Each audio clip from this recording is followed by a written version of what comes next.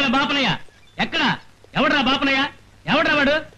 ఎవరాయుడు మనూరు వచ్చి మన బాపనయ్యని ఎవడా అంటాడు? పొద్దున్నుంచి ఊరంతా నిన్నెత్తుకోవడం సరిపోయింది మాకు. నా కోసం ఎందుకు బాబు? ఇప్పటికి ఎన్నిసార్లు కాగితాలు పంపించానయ్యా బ్యాంకు లోన్ కట్టమని. మీరు కట్టేది లేదు, ఏమీ లేదు. బ్యాంకు వచ్చి చేతులు కట్టుకుని ఇచ్చిన దాకా మా ప్రాణాలు తింటారు, తీరా ఇచ్చిన తర్వాత మా ప్రాణాలు తీస్తారు. ఎన్నిసార్లు తిరగాలయ్యా? అసలు ఇప్పుడు కడతారా లేదా?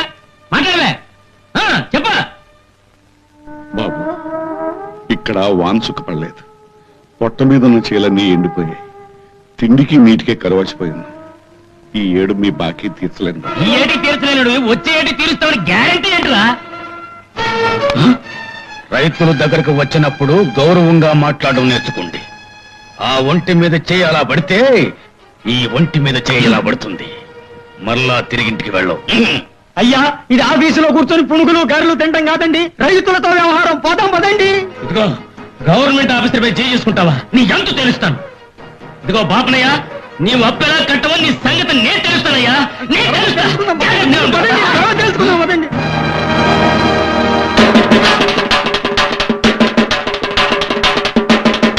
ఇందు మూలంగా 50 మంది ప్రజలకు తెలియజేయనదేమనగా, ఇవాళ 10 గంటలకు బాపనయ్య గారు ఆస్తి బ్యాంకు వారు జప్తు చేస్తున్నారు కాబట్టి ఎవరైనా పాడుకునే వాళ్ళుంటే వచ్చి పాడుకోవచ్చు.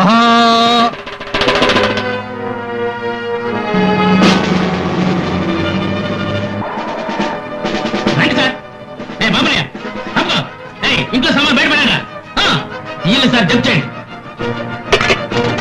సార్. ఎప్పటికి 3 సార్లు రావడం పోవడం జరిగింది. ఏమని గట్టిగా అడిగితే నా మీద దౌర్జన్యం సార్.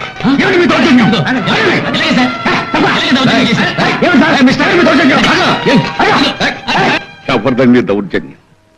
చెంబు తపాలతో సహా ఎత్తుపోయే మీద కుండను పై మీద పెట్టడానికి పిడికిడి గింజలు కూడా లేని రైతుదా? ఇంతకు ముందే నా పరిస్థితి మీతో చెప్పుకున్నాను. ఈ ఏడాది మీ బాకీ తీర్చలేను. దేవుడు దయదలిచి చినుకులు బాగా పడి పంటలు బాగా పండితే వచ్చే ఏడాది మీ బాకీ తీరుస్తానని. ఈ లోపుగా ఈ ఊరొచ్చి చాటింపేయించి నా పరువు తీయటం మీకు సబబుగా ఉందా? ఏ బ్యాంక్ వచ్చి లోన్ తీసుకున్నప్పుడు లేదా పరువు? ఆకాశాన్ని నమ్ముకు బతికే రైతుకి అప్పులు చేయడం నేర్పింది మీరు.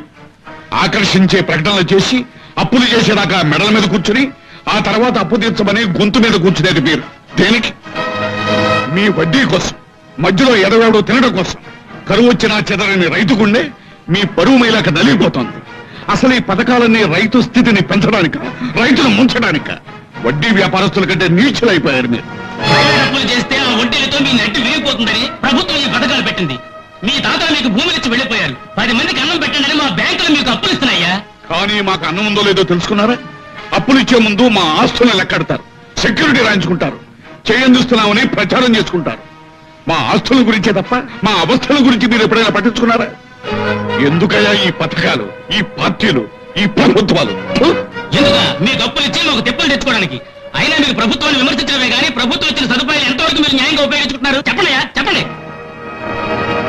సత్తు పైసాతో సహా నువ్వు అప్పు తీరిస్తేనే నీ చెంబు తప్పడం ఇంట్లోకి వెళతాయి, లేదా నీ చేతికి సంఖ్యలు పడతాయి. ఏమంటావు? ఇక నేను అనేదేమీ లేదు. ఎస్ఐ గారు కానివ్వండి.